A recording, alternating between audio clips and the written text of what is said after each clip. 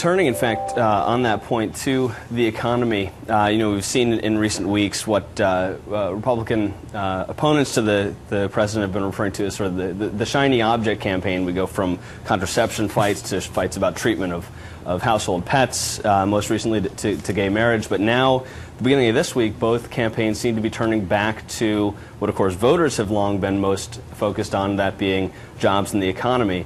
A new micro website and campaign commercial from the Obama team seeks to undercut Romney clearly on his record of job creation in the private sector, focusing on steel, at least with this opening salvo, and anecdotally going to some people who lost their jobs from a steel company that was majority owned by Bain. What do you make of this story in particular, and in general, does this sort of telegraph a shift in focus from the Obama campaign from social issues, from distractions, back to jobs, and how will that play with the president's job record? Well, I think both of those are really important, Flip, but I got to tell you, I think we all know that Mitt Romney is slow to hire and quick to fire at the end of the day, and that's what it boils down to when it comes to the president's commercial. The president's commercial really highlights who Mitt Romney is as a person. It highlights that he is, he claims to be pro-business, but is he pro-business for the worker, or is he pro-business for the business owner? And I think those are two distinctions that the campaign is going to try to make. At the end of the day, this election is going to be about choices, and you're going to have to choose between somebody who is really trying to work for the middle class and working class Americans, and somebody who says they're trying to work for the middle class and working class Americans, but unfortunately, we haven't seen any policies that Mitt Romney's implement or he plans to implement that would actually do that. But focusing on the shiny objects, Flip, I got to tell you, so we saw Mitt Romney out this weekend speaking at Liberty University, which is the university founded by Jerry Falwell. And so is Mitt Romney really trying to pander to the religious evangelical right, or is this just Mitt Romney being the GOP nominee? Right, and the Liberty University speech was sort of a high-profile opportunity for Romney to answer, I guess, on this most recent shiny object, and try to consolidate some favor within his base that, of course, during the protracted primary was slower to come to Romney's side than to some of his primary competitors. But on the jobs front, I'll advance sort of a couple of the counterpoints to the points you're making, and the Obama campaign's let's call it attack on Romney's job creation bona fides. One would be that during the auto bailout that the Obama campaign loves to point to as an indication of his ability to understand and support the U.S. economy, that sort of very top-down, administration-controlled bailout led to the layoffs of thousands, tens of thousands, I think, even of local dealership workers. Now, the administration's defense, reasonably, I think, would be, well, this was an industry in trouble. In order to save it, there was a lot of fat that needed to be trimmed. But I think that would be the same valid defense from Romney, from Bain, from other turnaround or workout specialists who say, failing enterprises are failing for a reason. They need to be turned around not just with liquidity injections, as Spain and Greece are finding out, as I suspect General Motors will eventually find out. You can't solve a solvency or a structural problem with liquidity. Sometimes, whether it's a steel industry, whether it's an airline, whether it's a car manufacturer, you need bankruptcy, you need to renegotiate contracts, and you need layoffs. And I think the second main counterpoint to the administration's argument on the jobs front vis-a-vis Romney's record would be Bain, in its decades of Bain Capital, in its decades of existence, has been a strong net job creator. Despite the fact that, of course, is not actually their job. Romney's job as head of Bain Capital was not to create jobs, it was to create a return on investment for his limited partners. Or fire people, Flip. I mean, come on. Well, sure, but you don't make money long-term just by firing people. If a company, this was sort of a novel experiment, the first in its kind, of marrying private equity with management consulting. Their idea was if their management consulting expertise was good enough, they could put their own money behind these turnaround situations. In some cases, that worked brilliantly. Go ahead. But hold on a second now, Flip. I think when talking about the auto bailout, and this is definitely a topic that we've seen come up a lot, we've seen Mitt Romney first say that you should let Detroit go bankrupt in the New York piece, the New York Times article that he wrote in 2008. And a couple of days ago, we've seen Romney take credit for the auto bailout, even though he said he would have not, in that piece, he said he would never have bailed out, he would never given a check to the auto industry. But the truth of the matter is that the proof is in the pudding now, Flip. At the end of the day, we've seen our auto industry rebound, and it's the number one producer of cars in the world. And so I think the president made a wise bet here. Do you really think that is Mitt Romney flip-flopping on this, or is he really trying? Where is this credit coming from? Like, why does Mitt Romney get credit for this if he says he does? I think he has said that he deserves some credit in that some pieces of the advice that he gave to the president ultimately were followed. I think he should disavow credit. I think he should say, look, GM is not fixed. It is flush because taxpayers gave it a huge capital infusion, and because the Obama administration overrode valid contracts with senior bondholders in favor of unions. It has enough cash now to operate and weather this storm.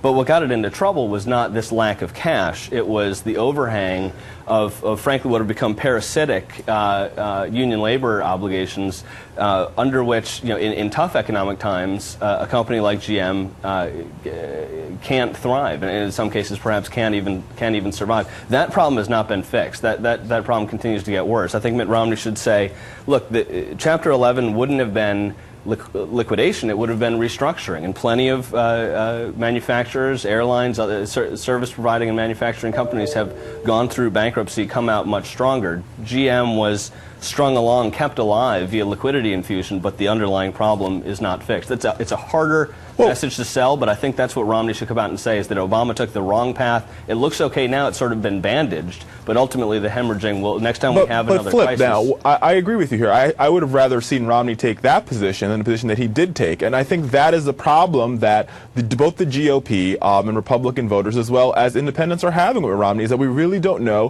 who the real Mitt Romney is, because he'll change positions. He's like a Johnny-come-lately. He's always changing sides. We're not really sure who the real Mitt Romney is, and I think if he had given the answer that you just stated, it would have worked a lot better for him than the answer that he did give, which was, I'll take credit for that. The same goes for how he feels about immigration, which he changed on, or how he feels about abortion, which he's changed on, or how he feels about gay marriage, which he's also changed positions on. So I really think that that's Mitt Romney's biggest problem going into 2012, and I think Republicans can agree. Can't they, Flip?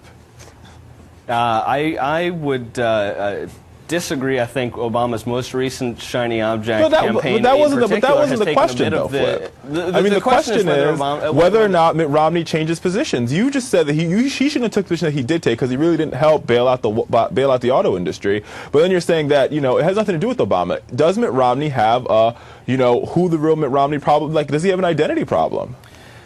He certainly does among some voters, but I think if you're looking at a position or a series of positions taken over decades, can you really say, well, Obama is the principled leader with the I wouldn't make that argument. Romney is not, and I don't think I wouldn't make that argument. But I think Obama's most recent act of political courage coming out in favor of gay marriage.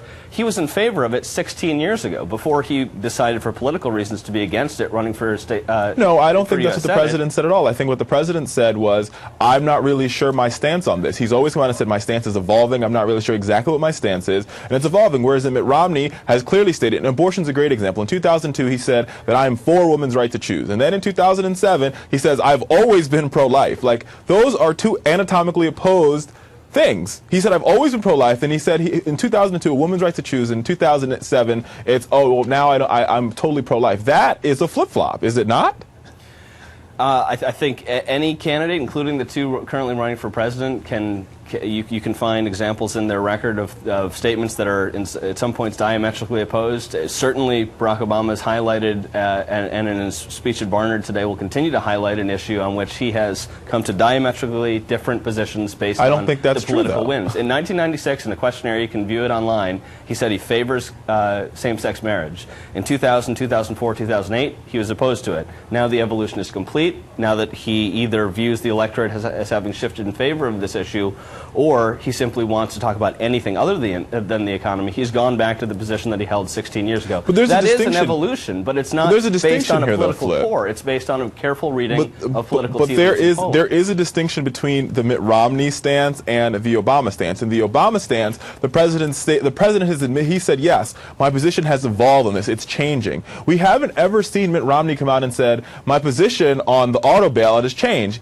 He said in 2008 they should not give GM a check, and then he says a couple days ago, I totally take credit for the fact that GM is doing well again, even though I oppose them getting a bailout. He said he would take a lot of credit for their turnaround in some of the. How can you take credit for their turnaround if the turnaround was pegged to the fact that they got money from the federal government to put them back on the right track? That's the key distinction, is that the liquidity injection did nothing other than bandage and mask the problem. Well, next time we have a financial crisis, if they have the same overhang of union obligations, the thousands of dollars of union retirement costs built into every car, they're still not going to make money.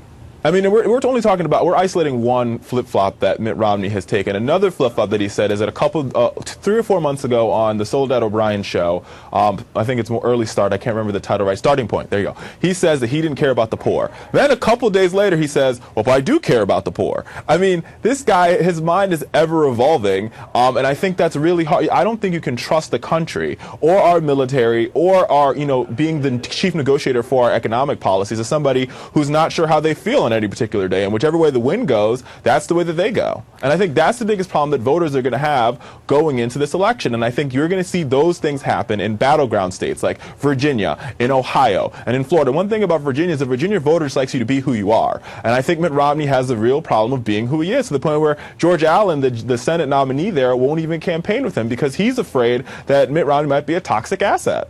So I really do think, Flip, that, he does have a, don't get me wrong, I think the president has evolved on a number of things, and the president has changed his position on a number of things. But the stark distinction between those changes have not been as bad as Mitt Romney's. Mitt Romney's are just atrocious. Well, I think ultimately in November, voters are going to be asked to decide whether they want 4 more years of Obama or not, more so than they're going to be asked, what do you think of Mitt Romney, and can you draw any distinctions between his past positions and current positions that you can't explain? But again, November will be the ultimate proof in the pudding. I just want to read a comment we've gotten from Charles Reese online. Governor Romney will have the better opportunity to create jobs because he knows and has the experience to do so. And I guess that is much the same point. That's one of the questions voters will be asked to answer. I think Charles is right that the president will have to sort of Mitt Romney, I guess he's making the argument that Romney has to provide a balance, but the question, Charles, that you should be asking yourself is whether or not he does provide that balance. I'm not really sure if Mitt Romney provides a clear balance to the people, and I think a recent Gallup poll also indicated that a lot of, Mitt Romney has a likability problem. So Flip, tell me, do you think that likability really plays into who people elect as president? Because in the recent poll, they said that Mitt Romney's likability was somewhere in the 30s or 40s, whereas in the president's likability, not based on policy, is in the 60s or 70%. And we sort of know that when it comes down to presidential elections, it's really like, prom king and prom queen. So do you really think that Mitt has the likability problem? And if he does, how does he fix that? I think Romney would obviously like his likability to be higher, but we've seen Obama's personal likability, which has historically trended higher than his approval, now creeping down towards the latter. So I think that'll be the primary problem for Obama in November if he can't manage to stay above 50% on either measure. We're going to have to wrap it up there. Richard, thanks so much. It was great chatting with you. It's been such a good time. And thanks everyone for tuning in. We'll see you next time.